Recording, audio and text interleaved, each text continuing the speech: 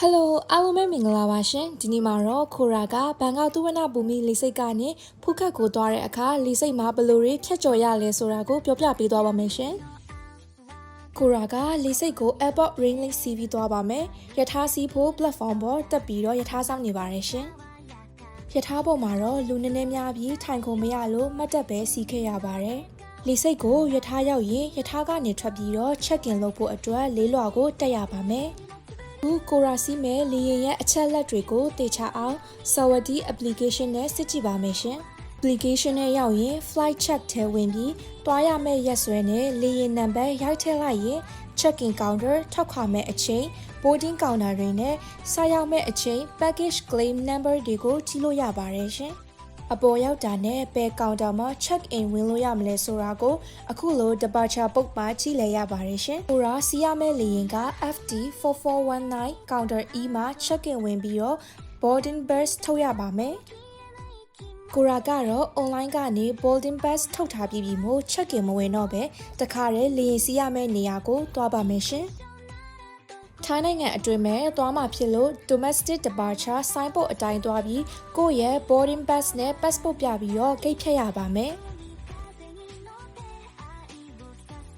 ဂိတ်ဖြတ်ပြီးရင် security check လုပ်ဖို့နဲ့လေယာဉ်ပေါ်တက်ဖို့အခုလိုနောက်ထပ် LED port မှာထပ်စစ်ကြည့်ရပါမယ်။ဖူးခက်သွားတော့မယ်ဆိုတော့ဘယ်လောက်ပြိုနေလဲဆိုတာဒါကြည့်လိုက်ပါတော့ရှင်။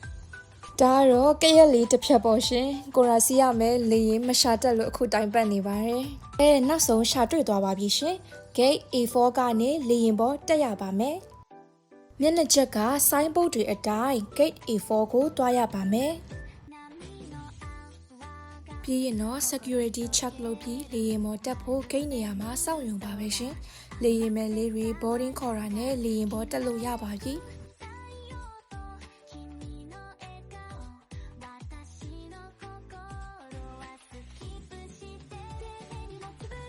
ဒါကတော့ဘန်ကောက်မြို့ရဲ့ညအလှကိုလေရင်ပေါ်ကနေမြင်ရတဲ့မြင်ကွင်းလေးပါရှင်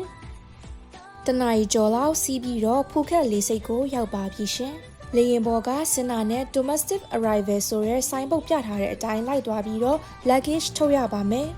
။ခိုရာကတော့ luggage မပါလို့ exit ဆိုင်းဘုတ်အတိုင်းပဲသွားပါမယ်။ဖူးခက်လေဆိပ်ကနေကမ်းခြေဘက်ဒါမှမဟုတ်မြို့ဟောင်းဘက်သွားဖို့တနအီလောက်ထပ်သွားရမှာမလို့လေဆိပ်က Smart Bus Ferry ကားနဲ့တွားလို့ရပါတယ်။ bus ကားခါကတယောက်ကိုဘတ်100ကျပါတယ်။ Google Map ကနေပြီးတော့လဲကိုသွားမယ့်နေရာကိုရှာပြီး Ferry Bus တွေရောက်မရောက်ကြည့်လို့ရပါတယ်။လူ3-4ယောက်လောက်ဆိုရင်တော့ boat ငါသွားတာကပုံမြန်ပြီးတတောက်ပိုရှိပါတယ်ရှင်။ Bus Station တွေမှာလဲ bus ကားတွေရဲ့လမ်းကြောင်းတွေကိုကြည့်လို့ရပါတယ်။အခုဆိုရင်တော့ဘန်ကောက်ကနေဖူးခက်ကိုလေဆိပ်မှာဘယ်လိုတွေသွားရမလဲလေဆိပ်ကနေဖူးခက်ကမ်းခြေကိုဘယ်လိုသွားရမလဲဆိုတာကိုပြောပြပေးပြီးဆိုတော့နောက်ရက်တွေမှာဖူးခက်မှာဘယ်တွေကိုလဲလို့ရလဲဆိုတာထပ်ပြီးတော့ပြောပြပေးပါဦးမယ်ရှင်စောင့်ကြည့်ပေးဖို့ကိုရာရဲ့ channel လေးကို like and follow လုပ်ခဲ့ပေးပါဦးနော်